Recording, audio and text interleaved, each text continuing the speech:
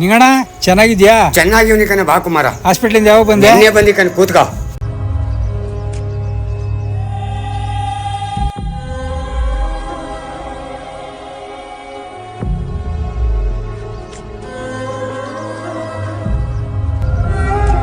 ಈ ಪತ್ರಕ್ಕೆ ಸೈನ್ ಮಾಡಪ್ಪ.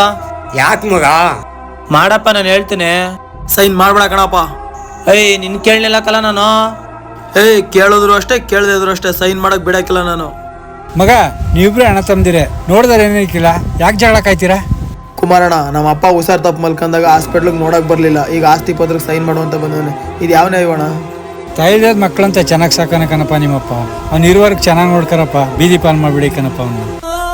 ನಮ್ಮ ತಂದೆ ಹಾಸ್ಪಿಟಲ್ ಇದ್ದಾಗ ಅವ್ರನ್ನ ನೋಡಕ್ ಹೋಗ್ಲಿಲ್ಲ, ಆಸ್ತಿಗೋಸ್ಕರ ಊರ್ಗೋದೆ. ಆದ್ರೆ ಮೂರನೇ ವ್ಯಕ್ತಿ ಹೇಳಿದ ಮಾತು ಕೇಳಿ ಮತ್ತೆ ವಾಪಸ್ ಬಂದೆ. ಮನ್ಸಿಗೆ ತುಂಬಾ ಬೇಜಾರಾಯ್ತು ನಮ್ಮ ತಂದೆನ ಆ ಪರಿಸ್ಥಿತಿ ನೋಡಿ.